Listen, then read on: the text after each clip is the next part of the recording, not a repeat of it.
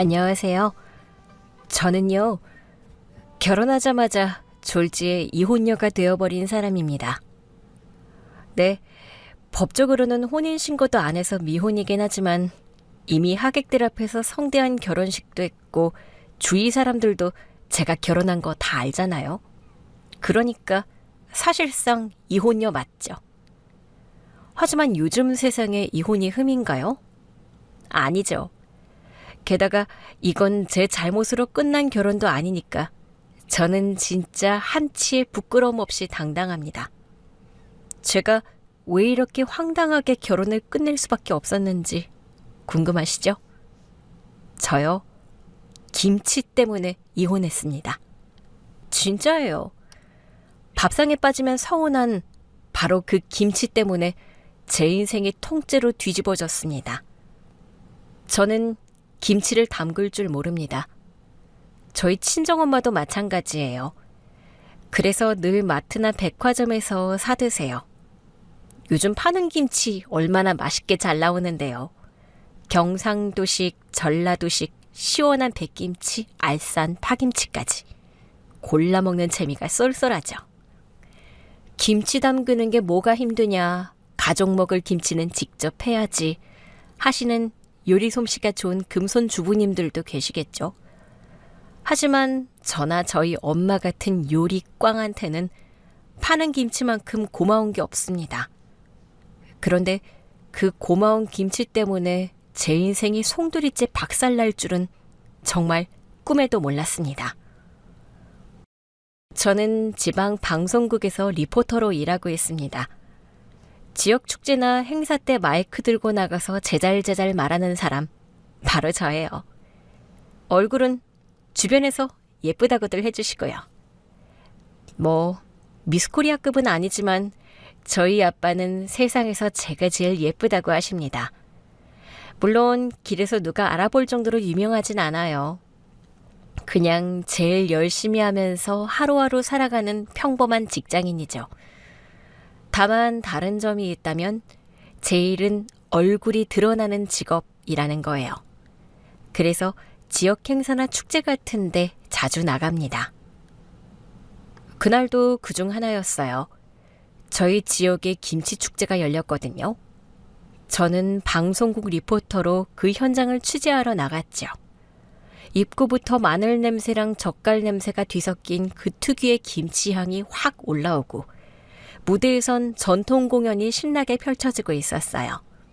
저는 마이크를 들고 여기저기 돌아다니면서 참가자분들한테 오늘 만든 김치 맛이 어떤지, 외국인 관광객분들한테는 매운맛 괜찮으신지 여쭤보면서 정신없이 움직였죠. 주변에는 각 지역 김치 회사들이 부스를 차려놓고 자신들만의 김치를 선보이고 있었고, 저는 그 중에서도 특히 눈에 띄는 한 부스에서 김치 명인으로 불리는 분을 인터뷰하게 됐어요. 그날은 그냥 평범한 축제 현장이라고만 생각했는데 지금 생각해보면 그게 제 인생의 송두리째 바뀌게 된 시작이었던 것 같아요. 드디어 이 전설의 김치를 영접하는군요. 지역을 넘어 전국을 뒤흔든다는 맛집 김치. 대표님, 그 비법 오늘 다 털어놔 주세요. 네, 저희 김치는 이 땅의 기운을 고스란히 담아냈어요. 남해 젓갈의 깊은 향과 동해바다 생새우의 짠내음을 통째로 갈아 넣었습니다. 익을수록 감칠맛이 폭발하는 거죠. 소금? 아무거나 쓰지 않습니다. 국산 천일염으로만 숨을 죽여서 배추에서 쓴맛이 전혀 나지 않고요. 세상에, 이 강렬한 붉은빛 좀 보세요. 마치 태양의 전기를 고스란히 빨아들인 듯한 이 자태. 혹시 이게 바로 그 유명한 태양초 고춧가루인가요? 네, 뜨거운 태양 아래서 잘 말려서 고운 빛깔을 낸 오직 자연건조 태양초만을 고집합니다. 건조기계의 인공적인 열로 말린 고추는 이 색깔을 내지 못해요. 이 빛깔 하나만으로 이미 다른 김치랑은 비교가 안 됩니다. 아니, 대표님, 여긴 무슨 김치 박물관인가요? 배추김치 옆에 줄줄이 늘어선 이 어마어마한 다양한 김치들은 뭐예요? 김치 종류가 엄청나네요. 네, 한국인들은 거의 모든 재료로 김치를 담잖아요. 저희는 주력이 배추김치이지만 시즌별로 다양한 김치를 선보이고 있습니다. 계절별 식재료를 엄선해서 독특한 김치를 선보이고 있지요. 외국 분들도 먹을 수 있는 오이 소박이와 백김치까지 있습니다. 오우, 너무 맛있어 보이는데요? 자, 해보세요. 제가 손으로 착 찢어서 입에 넣어드릴게요.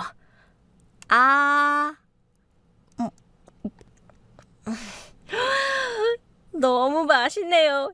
진짜 밥도둑인데요? 진짜 너무 맛있는 김치였어요. 방송 때문에 맛보는 척만 한 게 아니라 정말 밥 한 공기 그냥 사라질 정도로 맛있었습니다.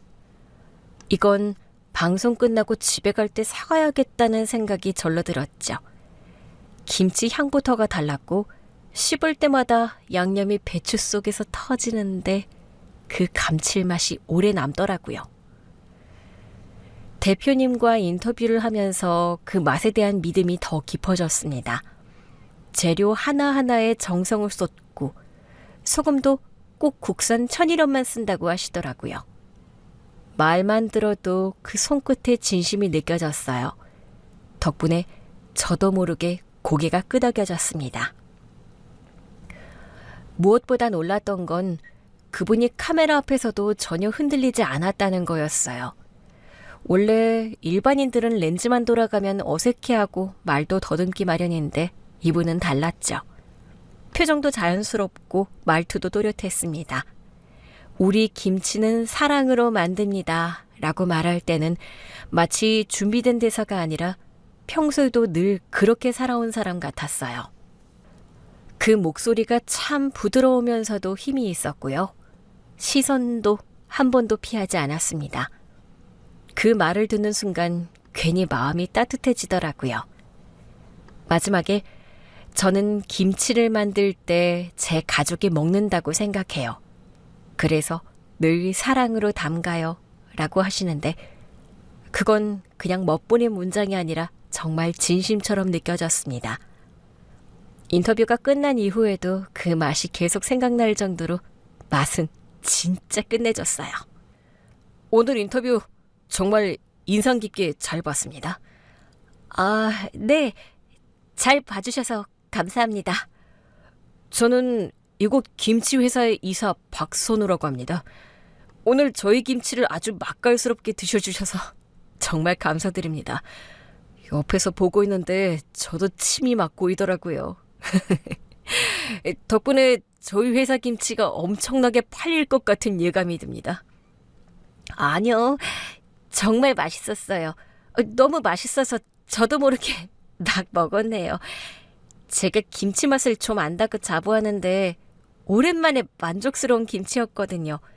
아삭한 식감도 그렇고 간도 딱 좋았고요.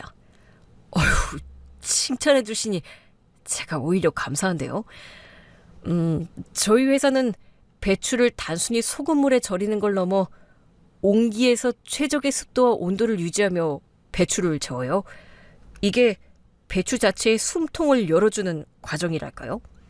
그래서 쓴맛없이 개운함만 남는 거죠. 와, 배추 절이는 것부터 이렇게까지 신경을 쓰시는구나. 네, 저희 할머니가 진짜 김치를 기가 막히게 담그셨거든요. 동네 김장하는 날이면 집집마다 할머니 좀 모셔갔으면 좋겠다고 난리도 아니었죠. 그 손맛이 어머님한테 그대로 이어졌고 어머님이 아까워서 안 되겠다며 김치 사업을 시작하신 거예요. 어머님이요? 그럼 대표님이 이사님 어머님이세요?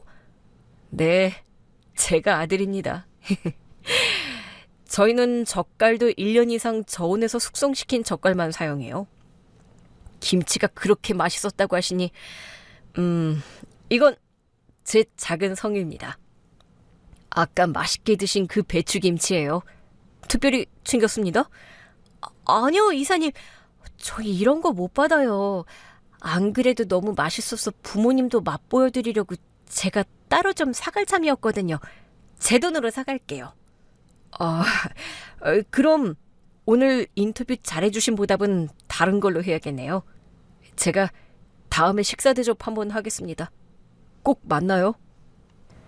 김치회사 이사라며 명함을 내민 그 남자는 묘하게 인상 깊은 사람이었어요. 말투는 부드러운데 어딘가 단정하고 여유 있는 분위기가 감돌았죠. 웃을 때마다 눈가에 잡히는 잔주름이 괜히 진심처럼 느껴졌고 상대방을 편하게 해주는 힘이 있었습니다.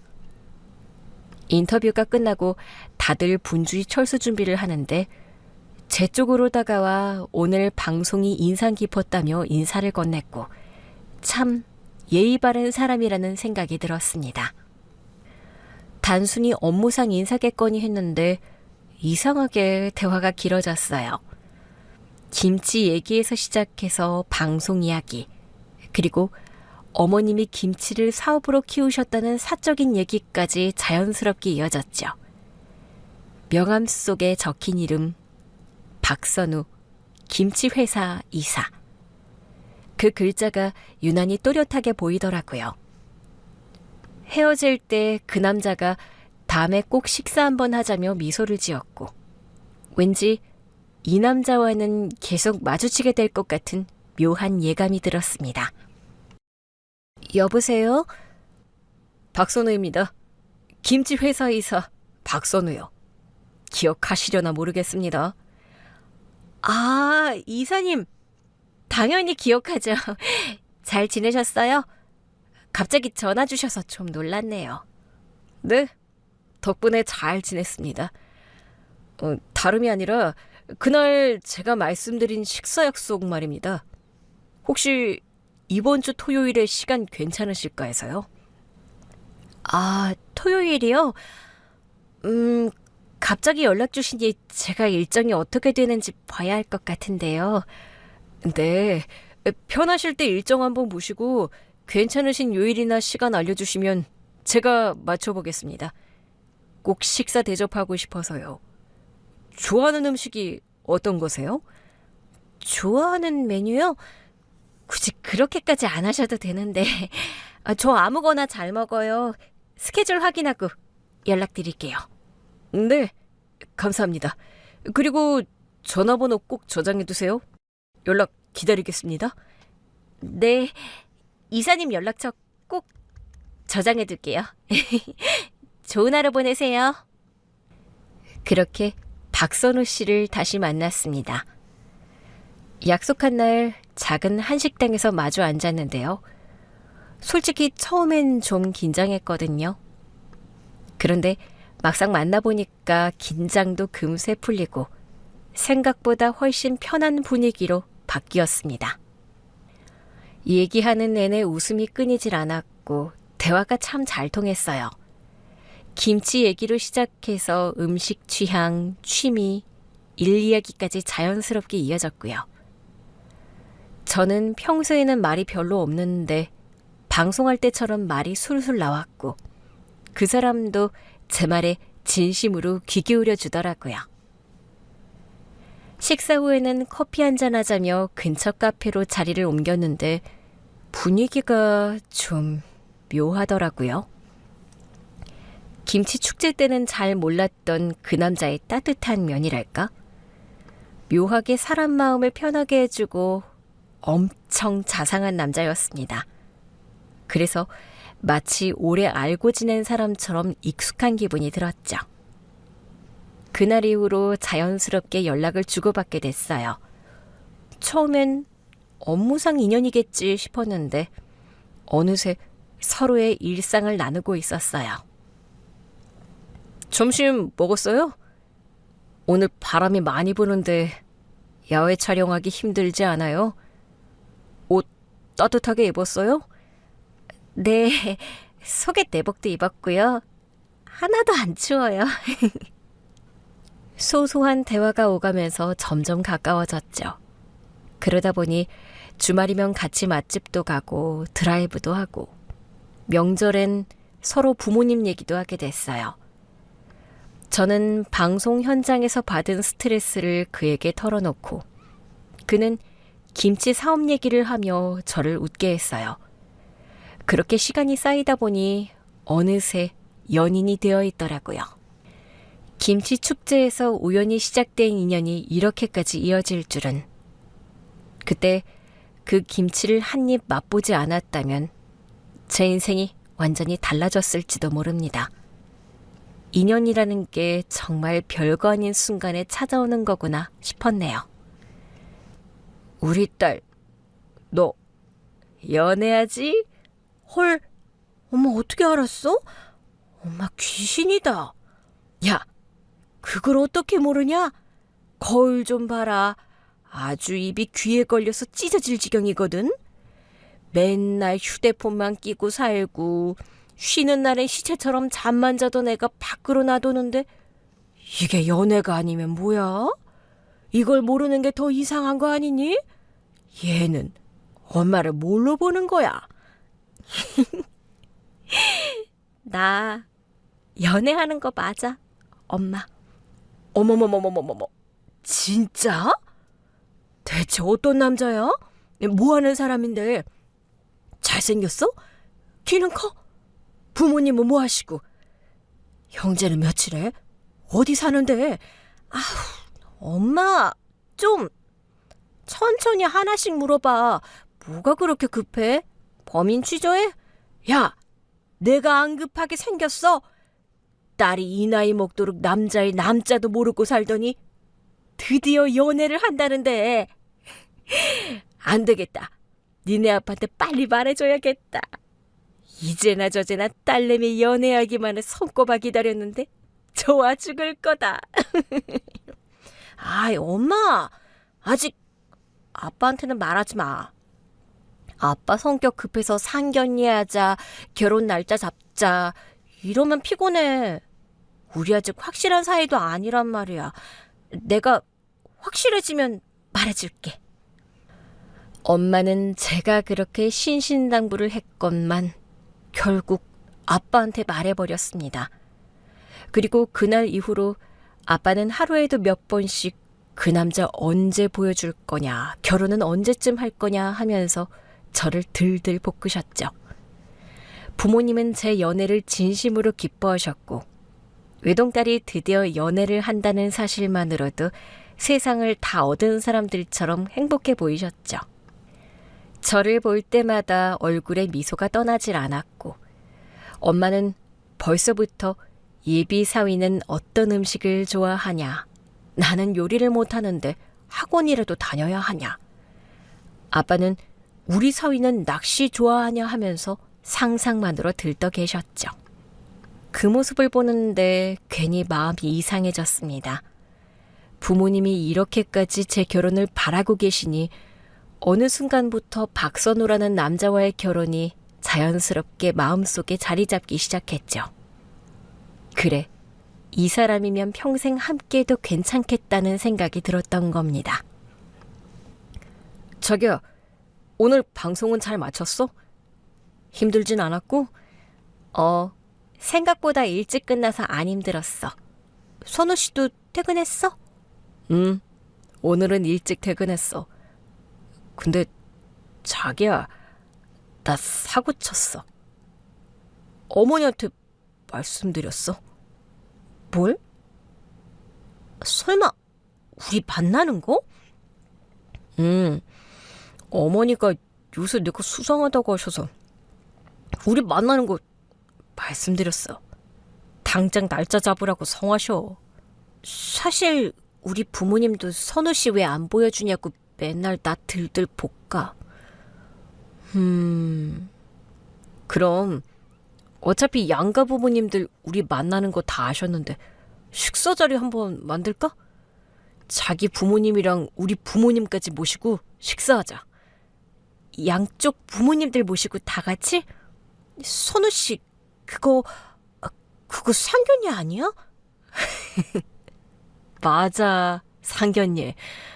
어차피 이렇게 된 거 우리 빨리 날짜 잡자. 선우 씨, 나한테 정식으로 프로포즈도 안 했잖아. 맞다. 프로포즈. 미안, 내가 너무 앞서갔네. 내가 이번 주 안에 기필코 꼭 프로포즈 할게.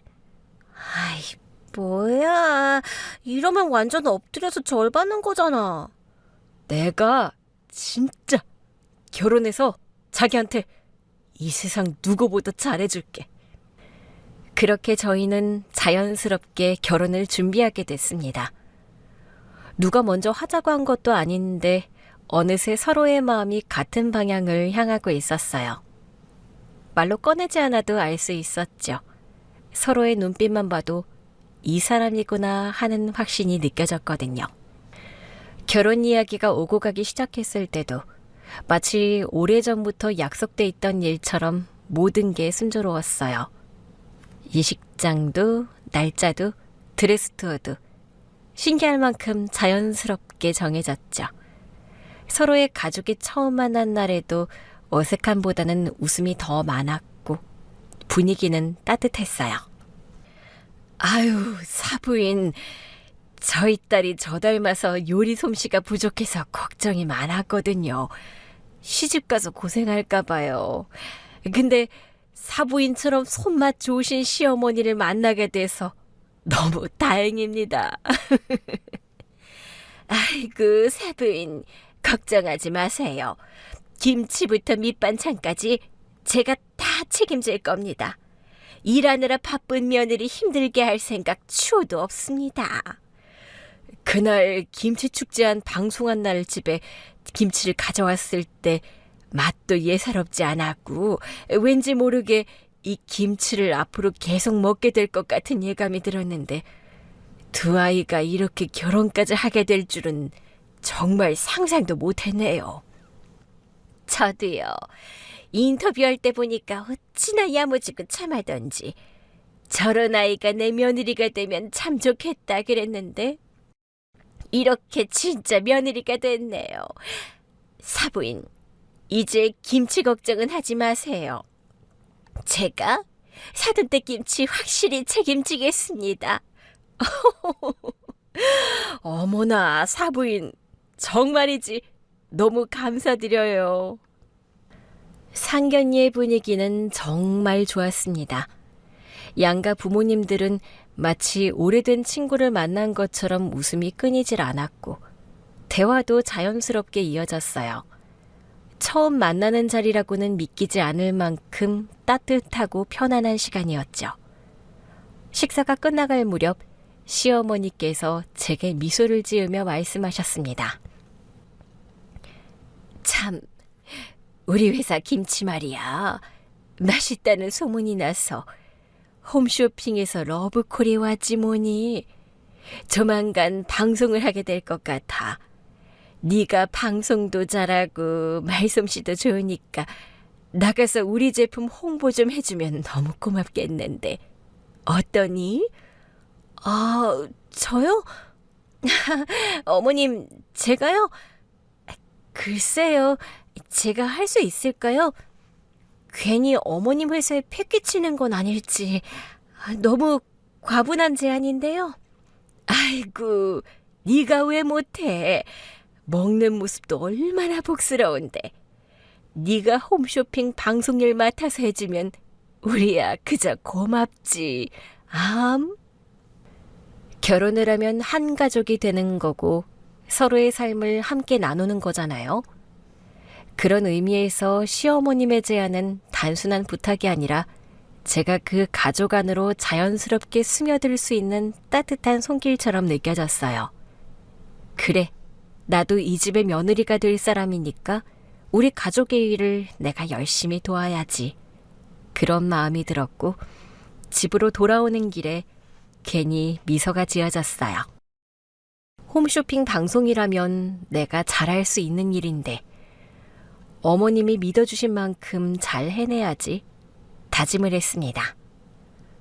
모든 일은 정말이지 일사천리로 진행됐습니다. 양가 어른들 모두 마음이 급하셨는지 결혼 날짜도 금세 정해지고 예식장 예약도 순조로웠어요. 그렇게 결혼 준비는 단 한 번의 삐걱거림도 없이 착착 진행됐고 설렘과 긴장 속에서 하루하루를 보내다 보니 어느새 결혼식 날이 찾아왔습니다. 식장 로비는 인생의 가장 행복한 순간을 축하하러 온 사람들의 활기찬 웃음소리와 진심 어린 축하 인사로 가득했어요.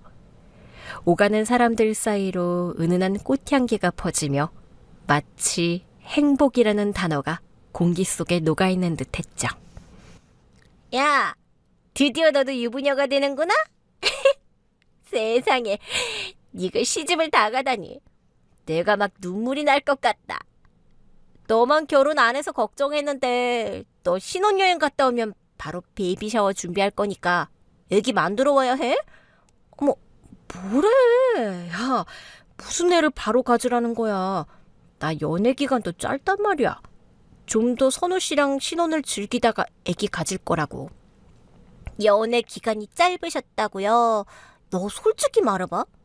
평생 연애엔 관심 1도 없는 철벽 여인 척하더니 대체 어디서 그런 초특급 멋진 남자를 낚았냐?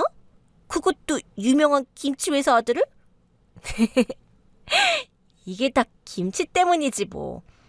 어쩌다 보니 김치로 맺어진 사랑이랄까? 얼굴에 나 너무너무 행복해요 라고 써있네. 앙큼한 지지배 같으니라고. 멋진 남편에 능력자 시어머님까지. 부럽다 진짜. 제일 부러운 건 김치지. 나는 매년 시댁 가서 배추김치 200포기 담는다고 허리가 부서지는데 김치 힘들게 담지 말고 사 먹자고 했다가 시어머님한테 혼나고. 아니, 왜 내가 시누이들 김치까지 담아야 하는 거냐고. 친구야, 너는 좋겠다. 김치 담을 일 없어서. 김치 담는 집이었으면 결혼 안 했을걸? 야, 근데 잊지 마라. 너 나중에 나한테 김치 나눠줘야 한다. 우리는 콩 한쪽도 나눠 먹는 베프야. 걱정 마 친구야. 내가 김치 무한정 갖다 줄 테니까. 그래, 너 너무 예쁘다. 김치처럼 익을수록 더 맛있고 깊어지는 결혼 생활 되라.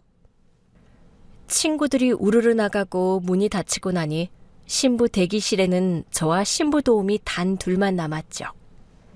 그제서야 고요함이 찾아왔어요. 그런데 이상하게도 제 옆에 서 있던 도우미의 표정이 어딘가 불안해 보였어요. 신부 도우미의 눈동자는 마치 무언가를 결심한 사람처럼 미묘하게 떨리고 있었습니다. 신부님, 제발 지금 당장 이 결혼식장에서 도망치세요. 네? 지금 무슨 말씀을 하는 거예요? 이거요.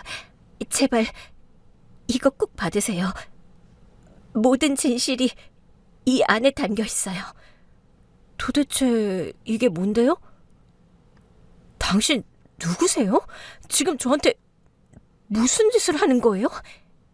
이 결혼 절대로 하시면 안 돼요. 그 사람들은 신부님이 생각하는 그런 사람들이 아니에요. 그 사람들이 누구인데요? 대체 누구 말하는 거냐고요? 누구 말하는 건데요? 똑바로 말해봐요. 신부님, 이제 입장 준비하셔야 합니다. 어서 이쪽으로 오세요. 정신을 차리고 고개를 들었을 때 제 손에는 그 USB만 덩그러니 남아있었죠. 이게 대체 뭐지? 그 생각만이 머릿속을 맴돌았어요. 그때 스태프가 다가와 입장 순서를 재촉했고 저는 어쩔 수 없이 그 USB를 손에 쥔 채로 식장 안으로 들어갈 수밖에 없었습니다. 드디어 웅장한 결혼식장 문이 활짝 열렸어요. 눈부신 조명과 함께 하객들의 우레와 같은 박수 소리가 마치 파도처럼 저를 확 감싸는 것 같았죠. 그 소리에 제 심장도 쿵쾅거렸고요. 버진로드 끝에는 선우 씨가 환한 미소로 저를 기다리고 있었습니다. 저는 그 미소를 향해 한 걸음 한 걸음 발걸음을 옮겼고요. 정말 수많은 분들의 따뜻한 시선과 축복 속에서 그렇게 제 결혼식이 시작되었답니다. 식을 무사히 마친 뒤에도 정신이 하나도 없었습니다. 하객들에게 일일이 감사 인사를 전하고 친구들이랑 연신 카메라 앞에서 포즈를 취하며 사진을 찍었죠. 여기저기서 쏟아지는 예쁘다, 행복하게 잘 살아 하는 축하 덕담을 듣느라 제 머릿속은 온통 복잡했어요. 발은 쉴 새 없이 움직여야 했고요. 입꼬리는 하도 웃어서 쥐가 날 지경이었습니다. 그야말로 제 인생에서 가장 성대한 날인 동시에 가장 정신없이 휘몰아쳤던 하루였다고 할 수 있죠. 그 혼란스러운 와중에 손에 쥐고 있던 그 USB가 문득 생각났어요. 혹시 누가 볼까 재빨리 제 핸드백을 들고 있던 친구한테 슬쩍 건네주면서 내 가방에 좀 넣어달라고 했어요. 그때까지만 해도 제 마음 한편으로는 에이 설마 별일 있겠어? 하는 안이한 생각이 더 컸습니다. 그 뒤로는 패백드리고 피로연해서 한복으로 갈아입고 다시 드레스로 갈아입고 사람들과 건배사를 나누고 정말이지 숨 돌릴 틈도 없이 모든 것이 정신없이 흘러갔습니다. 그 어마어마한 인파 속에서 계속 몸을 움직이다 보니 손에 쥐고 있던 USB의 존재는 물론 신부 도우미가 건넸던 그 의미심장한 경고까지 완전히 잊고 있었어요. 그저 온몸이 녹초가 된 채 드디어 이 길고 긴 하루가 끝나는구나 하는 안도감을 가지고 신혼여행을 떠났습니다. 낯선 공기와 이국적인 풍경 속에서 모든 게 새로웠고 서로를 더 깊이 알아가는 시간이었죠. 그런 행복이 눈 깜짝할 사이에 지나가고 꿈 같던 신혼여행이 끝나자 드디어 한국 땅을 밟았어요. 둘 다 너무 바빠서 가까운 일본으로 떠난 신혼여행은 너무나 완벽했어요. 선우 씨는 저를 공주처럼 대접해 주었고 이런 게 결혼인가 하는 설레임으로 가득했던 여행이었죠. 모든 게 마치 영화의 한 장면 같았는데요. 현실로 돌아오니 몸이 천근만근, 정신은 안드로메다였어요. 공항에서 내리는 순간부터 이제 다시 일상으로 돌아가는구나 싶었죠. 신혼집에 도착해서는 잔뜩 쌓인 신혼여행 짐 정리도 뒤로 하고 침대에 누워 쉬고 있었는데 그때 친구한테서 전화가 걸려왔습니다. 신혼여행은 어땠어? 어땠냐고. 진짜 행복했겠다. 그치? 사진 많이 찍었어? 너 친구들 단톡방에 사진 빨리 올려라. 신혼여행지에서 안 돌아오고 싶더라. 너무 좋았어. 신혼여행 또 가고 싶다. 근데 한국 들어와서 선호 씨랑 둘이 신혼집 들어왔는데 아직까지 꿈인 것 같아. 내가 결혼을 했다는 게 실감이 안 난다니까. 엄마 아빠 보고 싶다. 기대해라. 이제부터 진짜 리얼 결혼 생활이 펼쳐질 테니까. 신혼 때 엄청 싸우거든. 그때 기선을 완전히 제압해야 해. 절대 먼저 사과하지 마. 근데 선호 씨는 착해서 너한테 져줄 것 같더라. 우리 남편은 날 이겨먹으려고 속 좁은 놈 같으니라고. 너 목소리 엄청 피곤해 보인다. 우리 만나는 건 천천히 해도 되니까 컨디션 잘 챙겨. 니네들 선물 한가득 사왔어. 다음 주쯤 만나서 선물 줄게. 그때 보자. 친구와 통화를 끝내고 신혼짐을 정리했습니다. 친구들 선물이랑 시댁 친정 선물 잘 챙겨놔야 잊어버리지 않고 전해드릴 테니까요. 그때 제 핸드백 안에서 결혼식 날 받았던 그 USB를 다시 보게 되었습니다. 도대체 이게 뭔가? 너무나 궁금해서 노트북을 켰습니다. 불안감 반, 솟구치는 호기심 반으로 USB를 꽂았죠. 그때까지만 해도 저를 싫어하는 팬이 저를 놀리려고 이런다고 생각했습니다. USB 안에는 여러 개의 영상이 들어있었고요. 영상을 틀어보니 화면에 낯익은 간판이 떡하니 뜨더라고요. 시어머니 김치 회사였죠. 김치 공장 내부 곳곳을 촬영한 영상이었는데 너무나 충격적이었거든요. 곳곳에 시커멓게 곰팡이가 피어있는 커다란 통들이 쌓여 있었습니다. 통 옆으로는 알 수 없는 끈적한 이물질이 흘러내리고 있었고요.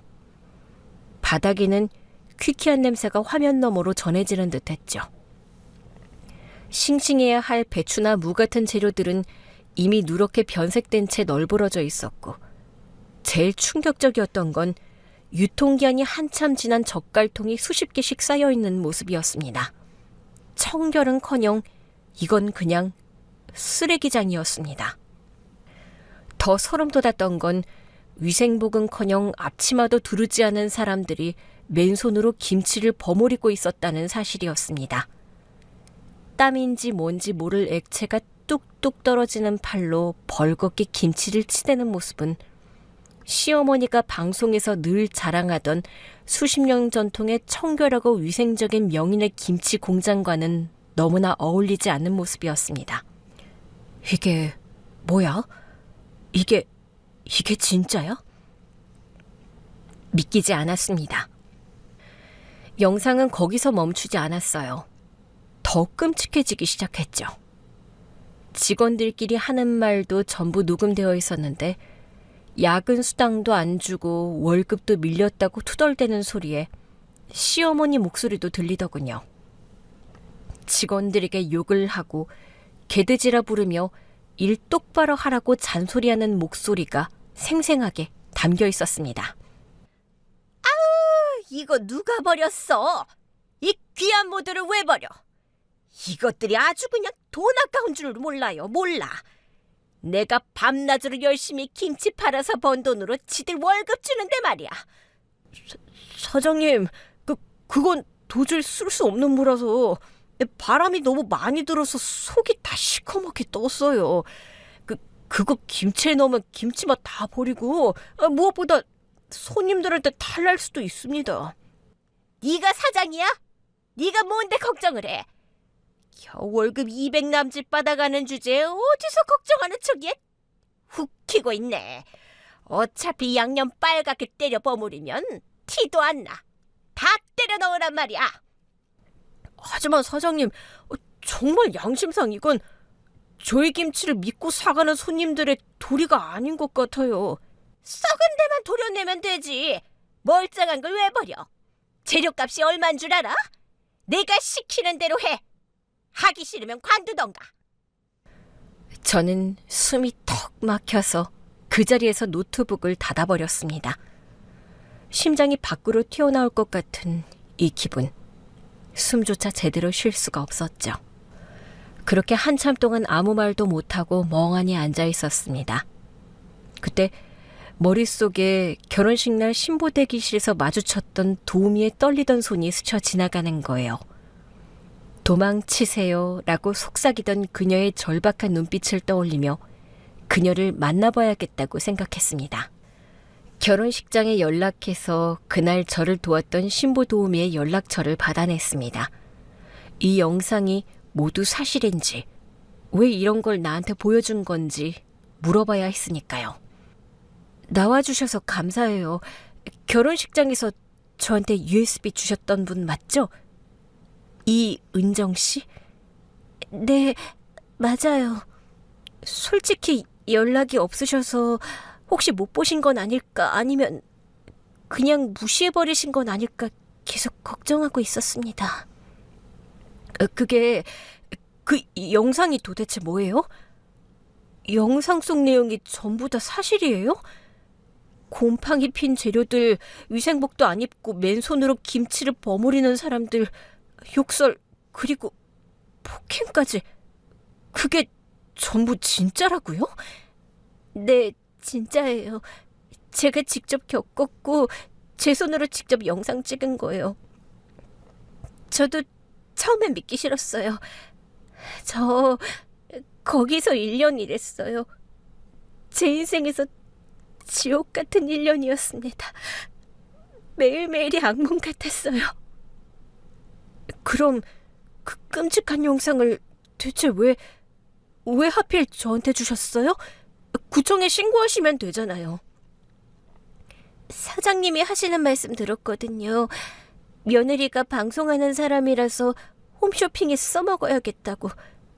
그렇게 위생 엉망인 김치를 며느님이 홈쇼핑에 나가서 명인의 김치라며 방송하시게 되면 나중에 그 뒷감당 누가 하시게 될 것 같아요? 그래도 우리 지역에서는 얼굴 알려진 분이신데 그래서 말씀드린 거예요. 다른 데는 신고 안 하셨어요? 자료를 좀 더 많이 모아서 신고하려고요. 전에 신고한 적 있는데 사장님이 어떻게 무마를 시키셨는지 그냥 조용히 넘어갔거든요. 이은정 씨의 말을 들으면서 제 머릿속은 마치 폭탄이 터진 것처럼 혼란스러웠습니다. 지금까지 제가 봐왔던 시어머니의 온화했던 얼굴, 그 다정했던 미소까지. 그 모든 게 갑자기 낯설고 차가운 거짓말처럼 느껴지는 거예요. 온몸에 소름이 쫙 돋는데 뼛속까지 막 시려놓은 기분 있잖아요. 배신감이라는 뜨거운 감정이 제 온몸을 집어삼키는 것 같았습니다. 저녁이 되자 퇴근하고 돌아온 선우 씨가 환하게 웃으며 제게 다가왔습니다. 선우 씨 얼굴을 보는 순간 그 끔찍한 공장 영상이 다시금 떠올랐고 저는 이 사실을 선우 씨에게 말해야겠다고 생각했어요. 선우 씨, 내가 오늘 어디서 좀 안 좋은 소문을 들었는데. 어? 소문? 무슨 소문?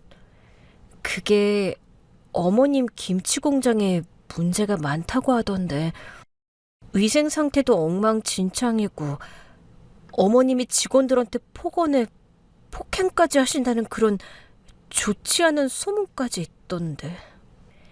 제 이야기를 들은 선우 씨의 얼굴은 빠르게 굳어졌습니다. 그거 다 거짓말이야. 누가 그런 얼토당토하는 소리를 해? 뻔하잖아. 경쟁업체에서 우리 엄마 사업 망치려고 악의적으로 그런 소문을 만드는 거야. 몇 년 전부터 그랬어.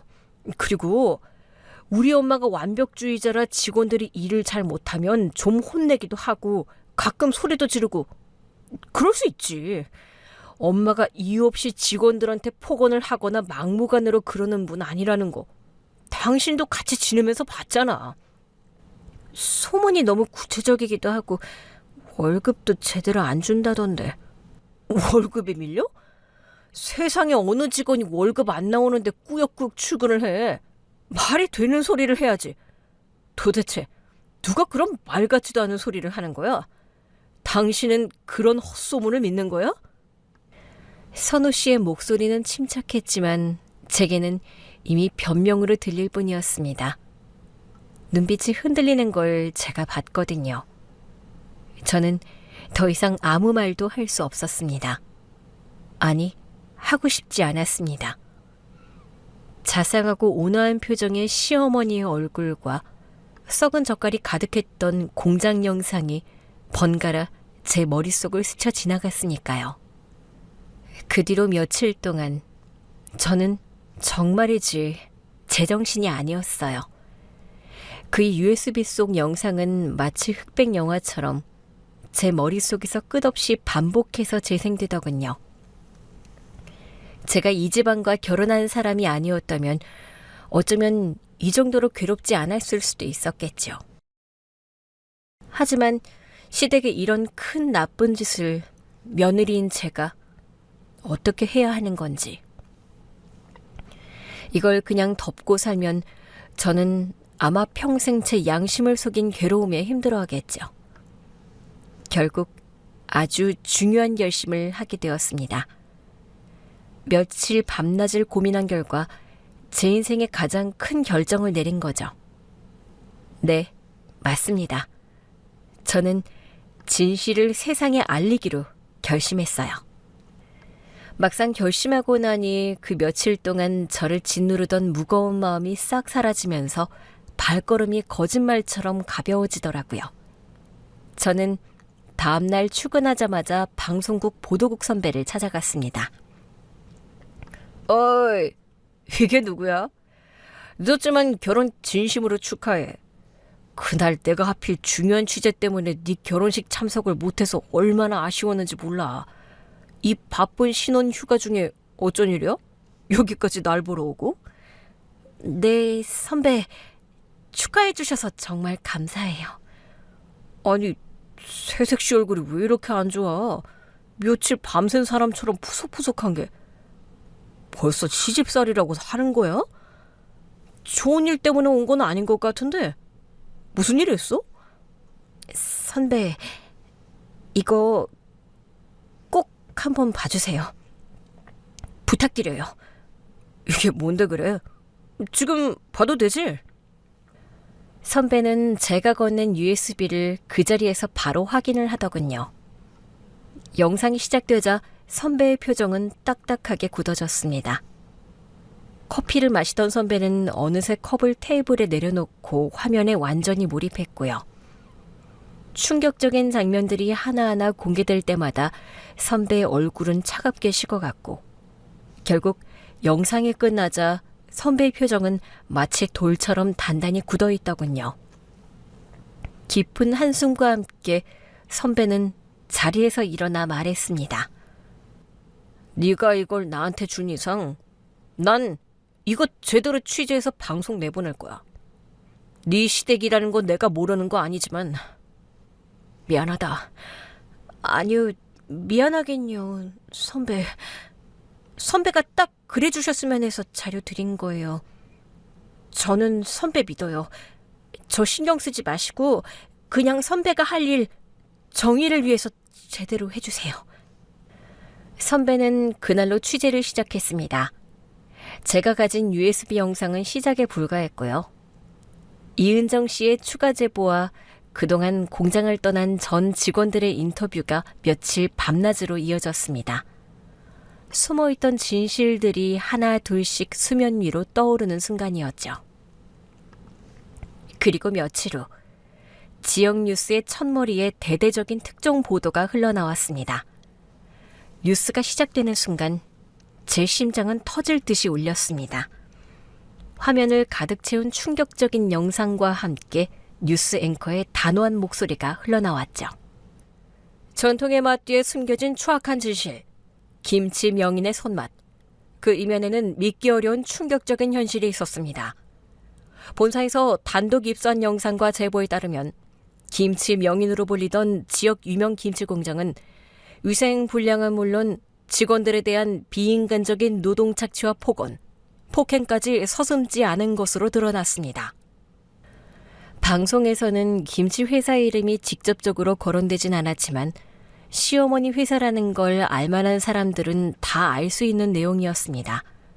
그래서 보도 이후에 시어머니 김치 회사 전화는 불이 나기 시작했고요.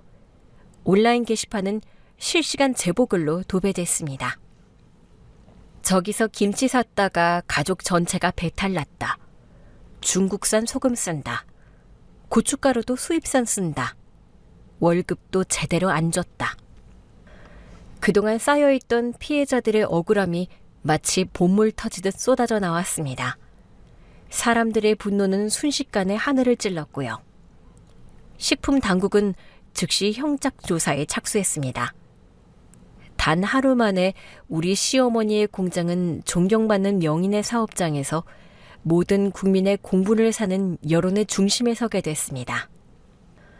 그날 밤 시어머니에게서 전화가 왔습니다.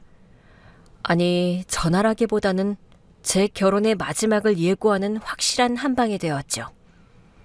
수화기 너머로 들려오는 시어머니의 쩌렁쩌렁한 목소리는 제 귓가를 찢을 듯 했습니다. 너 지금 제정신이니? 내가 너 같은 년을 며느리랍시고 집에 들였단 말이야? 어? 며느리가 시댁을 이렇게 팔아먹는 게 인간적으로 말이 돼? 내가 지금 어떤 수모를 당하고 있는 줄 알아? 평생 쌓아온 내 명성이 니까 것 때문에 하루아침에 땅바닥에 곤두박질 쳤잖아. 감히 네가 우리 집을, 우리 가문을 이렇게 망신줘? 이 망하려나? 네가 나 찔렀다며? 내가 다 알아봤어. 네가 제보했더구나? 어머님, 저는 모른 척할 수 없었어요. 김치를 믿고 먹던 사람들의 건강을 망가뜨리는 일을 그걸 보고도 아무 말 안 하는 게 저는 그게 더 큰 죄라고 생각했습니다. 어머님 같은 분 때문에 깨끗하고 위생적으로 김치 만들어서 파는 분들도 피해보시게 되는 거고요. 입 닥쳐! 넌 이제 내 며느리도 아니야. 당장 선우랑 헤어져. 아니, 내가 너 이혼시킬 거야, 이 가증스러운 것! 그 말을 끝으로 전화는 뚝 하고 끊어졌습니다. 손이 덜덜 떨렸어요. 다리가 풀려 주저앉을 뻔했죠. 하지만 이상하게도 후회는 없었습니다. 맹렬한 비난 속에서도 제 마음속 깊은 곳에서는 나는 옳은 일을 했다는 확신이 피어났거든요. 그 작은 확신 하나가 저를 지탱해 주었습니다. 그날 저녁 밤늦게 집으로 돌아온 선우 씨의 얼굴은 그야말로 초췌했습니다. 아마 고객 항의 전화에 여기저기 조사받으라는 요청에 엄청나게 시달렸겠죠. 선우 씨, 내가 지난번에 소문 어쩌고 얘기한 거 지금 방송에서 나온 내용들 그거 다 사실이잖아. 선우 씨도 이미 알고 있었잖아. 알고 있으면서 모른 척한 거지? 아예 몰랐다고는 못하지. 근데 진짜 그 정도일 줄은 몰랐어. 난 공장 쪽은 잘 몰라. 나는 사무실에만 있었고 공장 일은 전부 엄마가 직접 챙기셨어. 아니, 그건 변명이야. 선우 씨는 알았을 거야. 그런 일들이 계속 벌어지고 있었는데 그걸 몰랐다는 게 말이 돼? 난 어머님의 잘못을 외면한 선우 씨의 잘못이 어쩌면 어머님보다 더 큰 죄라고 생각해. 막을 수 있었잖아. 그런데 선우 씨는 그동안 아무것도 하지 않았던 거야. 이제 다 끝났어. 우리 공장은 망할 거야. 자기야, 제발 더 들쑤시지 마. 이러다 우리 모두 다 죽어. 시간이 지나면 사람들은 금방 잊을 거고 우린 다른 브랜드로 새로 시작하면 돼. 그러니까 제발 이쯤에서 조용히 덮자. 그 덮자는 말이 제 가슴을 산산조각 냈습니다. 끝났다는 그의 말은 모든 것을 은폐하고 외면하자는 뜻처럼 들렸거든요. 마지막까지 선우 씨는 자신과 자신 집안의 안위만을 걱정하고 있었습니다. 결국 그는 아무것도 하지 않았어요. 며칠 뒤에도 어머님 김치회사 관련한 뉴스가 쏟아졌습니다. 김치 명인의 비위생적인 공장 운영이 계속 보도되자 수십 년간 쌓아올린 명성과 번성했던 사업이 그렇게 단 하루 만에 모래성처럼 허무하게 무너져 내렸죠. 뉴스를 본 많은 사람들이 제가 그 집 며느리라는 걸 알기에 제 전화기도 불이 났고요. 뉴스에 나오는 그 김치 공장, 니네 시댁회사 맞지? 이게 무슨 일이라니? 너 괜찮아? 그래, 그 김치 공장 우리 시어머니 회사 맞고 그 뉴스 그거 내가 제보한 거야. 뭐? 네가? 너 제정신이야? 시댁 사업 망하게 한 게 너라고? 내가 아무리 이 집 며느리라도 이건 아니잖아. 너도 알잖아. 우리 엄마 한평생 김치 안 담고 사드셨어. 김치 말고도 엄마는 진짜 먹는 거 거의 다 사드셨잖아. 다 깨끗하게 좋은 재료로 정성껏 만들었겠거니 믿고 사 먹은 거였는데 먹는 거 가지고 장난치는 건 안 되는 거잖아. 그래, 누가 감히 그런 일을 할 수 있겠어? 시댁 사업을 그렇게 만드는 게 그게 얼마나 어려운 일인데. 네가 용기 내서 이런 거 밝힌 거 그래, 잘했어. 먹거리의 정직함을 지키는 분들이 훨씬 많다는 것을 저는 누구보다 잘 알고 있습니다. 특히 김치요. 대부분의 김치 공장은 정말 깨끗하게 그리고 자부심을 가지고 운영되고 있어요. 좋은 재료를 고르고 수십 년간 이어온 전통 방식으로 정성을 다해 버무리고 잘 익혀서 우리 밥상에 올리기까지 얼마나 많은 노고가 들어가는지, 제가 그동안 방송을 하면서 만난 수많은 양심적인 사장님들을 만났으니까요. 시어머니의 공장은 결국 폐업했습니다. 식품 당국의 조사가 끝난 뒤 위생 문제와 불법 행위에 대한 처벌이 내려졌고, 어머님은 벌금형과 함께 사회봉사 명령을 받으셨어요. 선우 씨와 저의 결혼도 그 즈음 끝이 났습니다.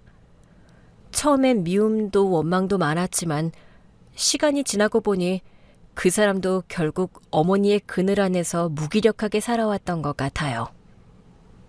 그래도 용서하고 싶진 않았어요. 알면서도 눈 감았던 그 침묵이 누군가의 상처를 키운 거니까요. 그 일 이후로 저는 정직하지 않은 성공은 결국 무너진다는 걸 온몸으로 배웠습니다. 이제는 겉으로 반짝이는 것보다 그 안에 어떤 마음이 담겨 있는지를 먼저 보려고 해요. 비양심적인 사람들이 세상을 어지럽히기도 하지만 결국 그들의 거짓은 오래가지 못하잖아요. 시간이 걸리더라도 진심은 결국 드러나게 돼요. 그리고 저는 압니다. 대부분의 김치 공장들은 정말 정직하게 자부심을 가지고 일하고 계신다는 걸요. 좋은 재료를 아끼지 않고 정해진 기준을 지키며 소비자에게 믿음을 주기 위해 하루하루 애쓰는 분들이 대부분이에요. 그분들이야말로 진짜 명인이라고 생각합니다. 그분들의 땀과 정성이 있기에 우리가 안심하고 밥상 앞에 앉을 수 있는 거니까요. 지금도 저는 엄마랑 시장에서 김치를 사 먹습니다. 묵묵히 정직하게 일하는 분들이 있기에 저는 여전히 김치를 사랑하고 앞으로도 그럴 거예요. 그분들의 손끝에서 만들어지는 김치는 단순한 음식이 아니라 정직함과 믿음의 또 다른 이름이니까요. 마지막으로 김치를 직접 담궈 드시는 요리 잘하는 주부님들 진짜 대단하세요. 부럽습니다.